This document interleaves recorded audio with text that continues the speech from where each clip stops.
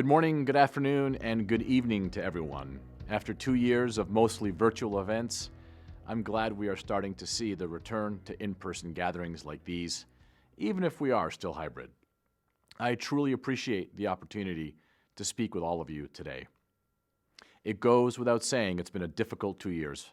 Right now, there is a humanitarian crisis occurring just 1,500 miles or 2,400 kilometers from London.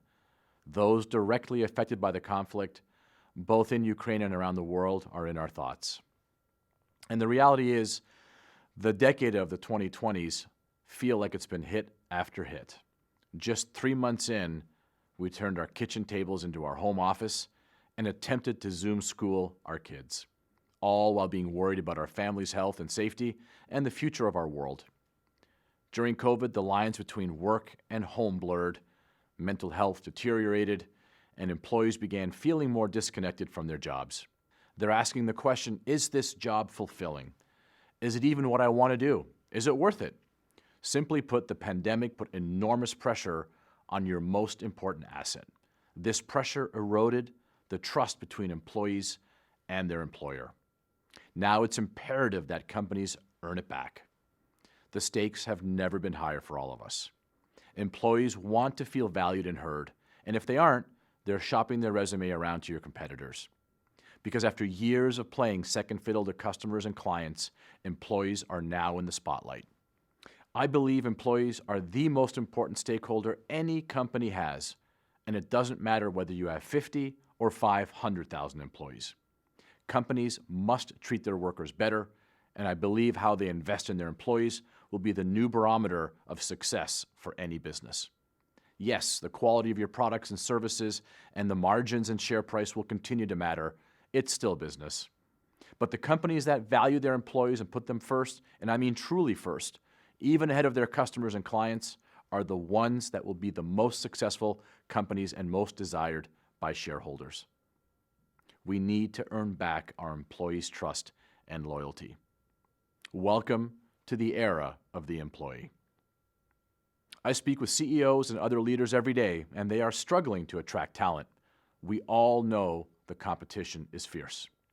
But there is a fundamental difference of opinion on what it takes to win. The old school says it's about pay. The new school says it's about purpose.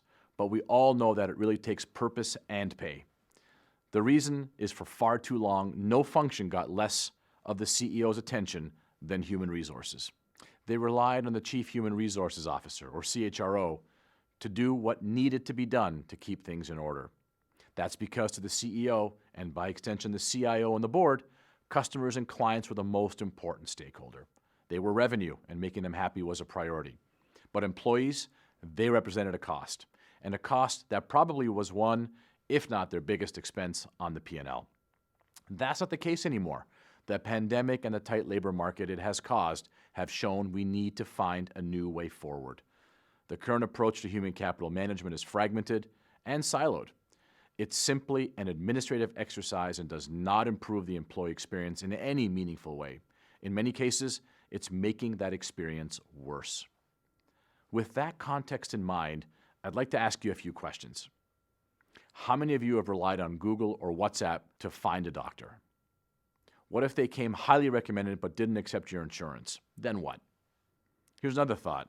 Anyone remember panicking about paying back student loans? Or maybe how you will pay for your children's college or university? Where did you find the most helpful and useful information? What about the programs you need to access your personal payroll information or schedule your annual leave? Can you do that through a singular platform, or is it several? I ask these questions because I know companies spend millions every year to invest in their employees so that they get and stay healthy and are financially secure. But we've also made it so difficult to show our employees, our colleagues, that we care. Even the companies that understand what employees want and need aren't making it easy for them to get it. What we try to do at Alight is create a digital front door that provides employees with one simple, seamless, integrated platform to power confident decisions for life. Our platform brings together robust health, wealth, payroll, and well-being options and information. The end result provides meaningful outcomes for companies, but more importantly, for their people. All employees deserve a single system that is easy to access and is personal to them.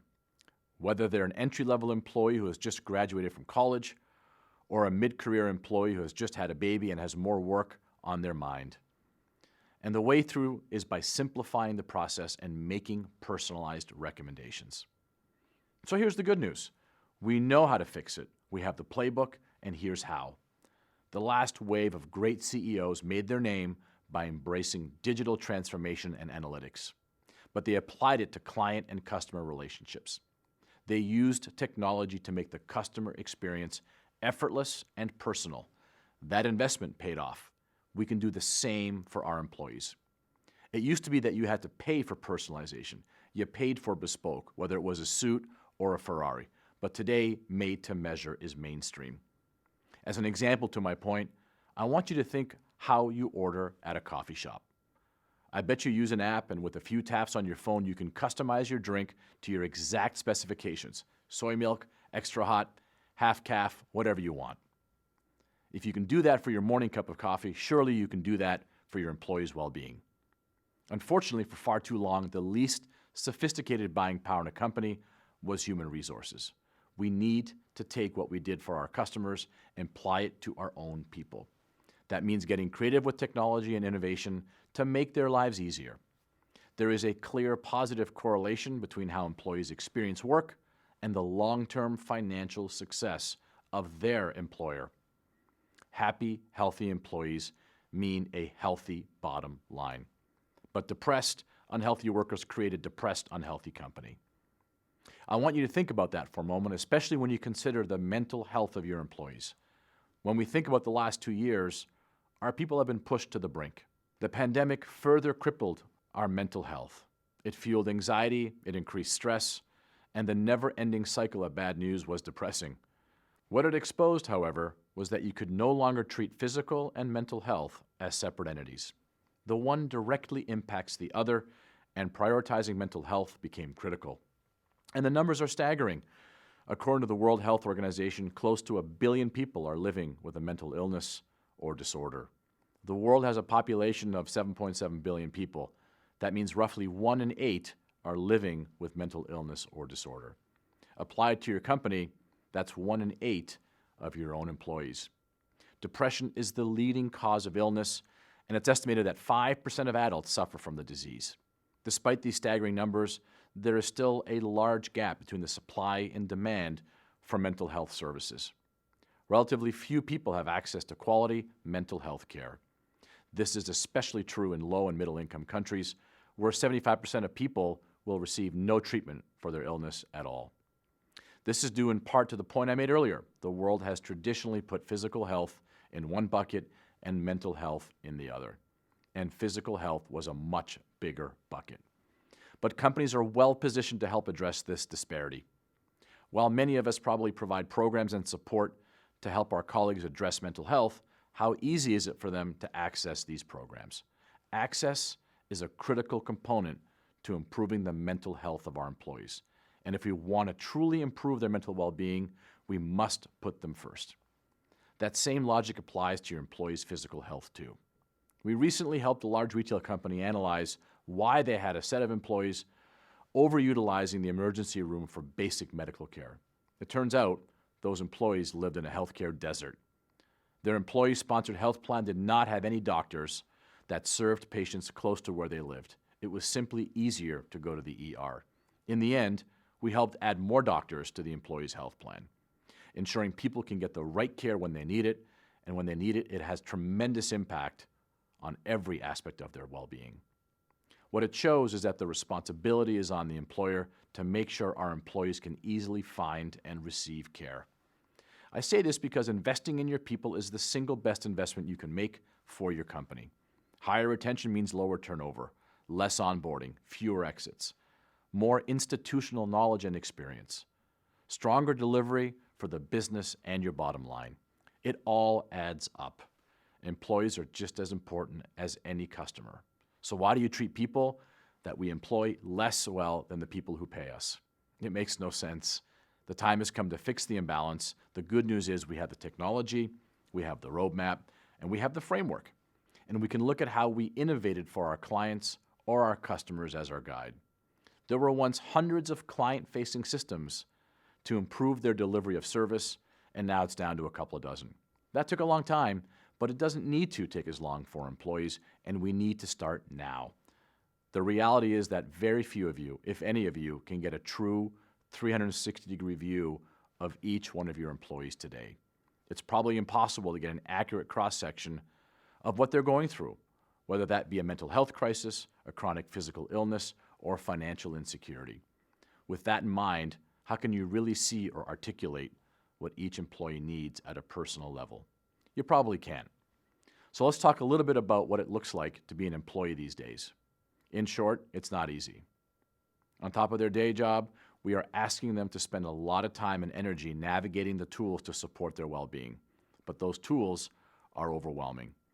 We looked at the top 1,000 companies around the world, and we found employees are having to navigate somewhere between 30 and 70 different systems related to their own well-being. Now imagine the employee staring at the screen, or even worse, looking down at the paperwork to sign up for these programs. They're answering dozens of questions about their financial, physical, and mental health. Many of them probably overlap. We're asking them to spend the limited time they have after taking up a good chunk of their day working for us to then spend time navigating a complicated system of disparate systems.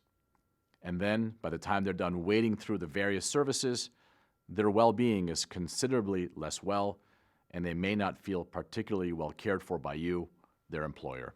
We need to make it as easy to manage their pay, benefits, and well-being as it is to stream their favorite games or movies or order their personalized cup of coffee. Now, I bet many of you are thinking, what about choice?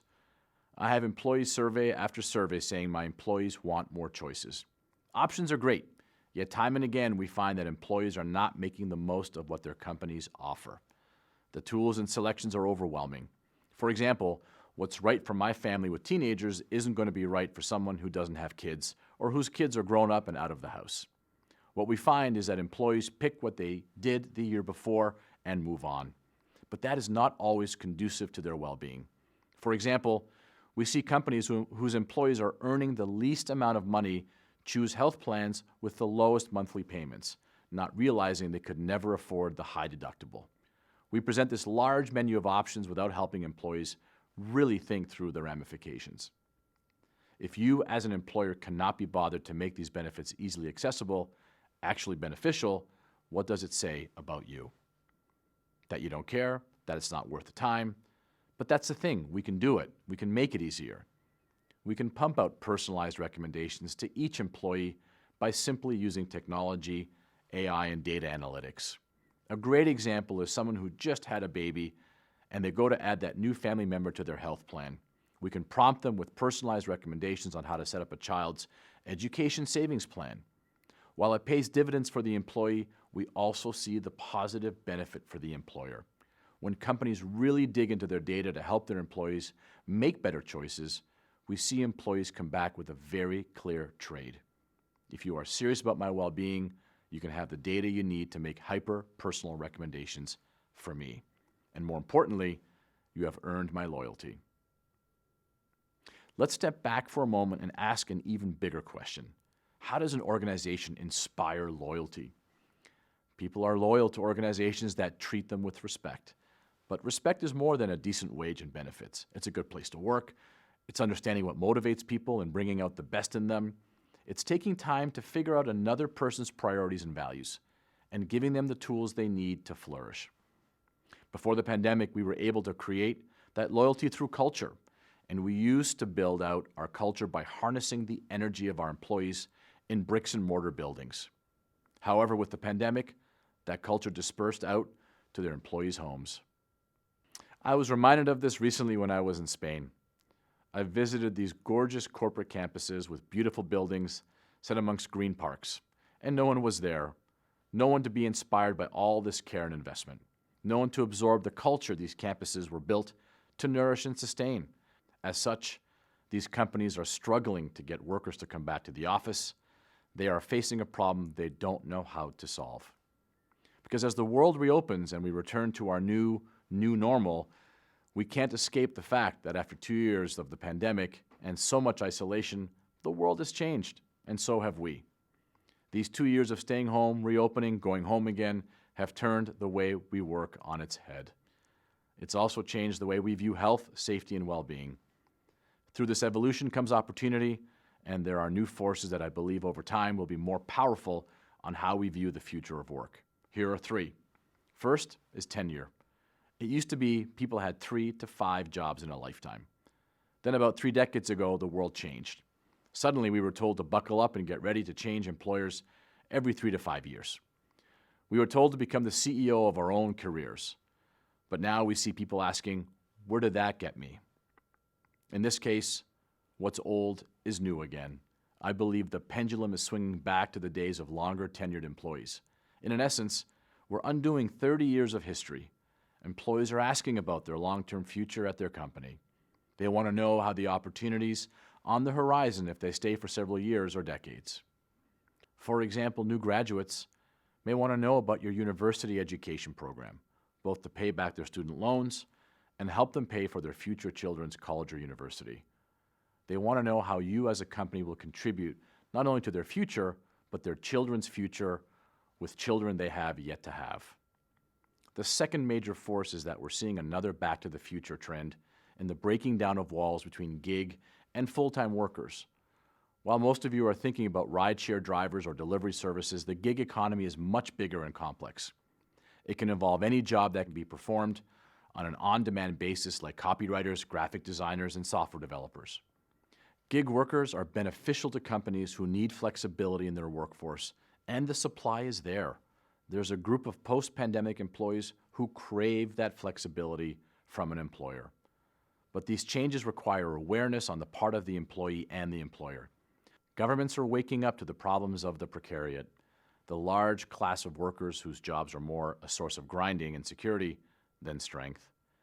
As these freelancers go full-time, they need to understand benefits and garnishments.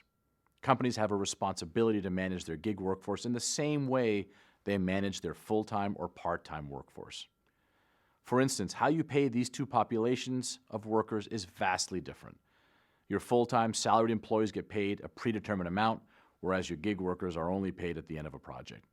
This means your payroll systems needs to be nimble and efficient to pay this population of employees on time and in the way they want.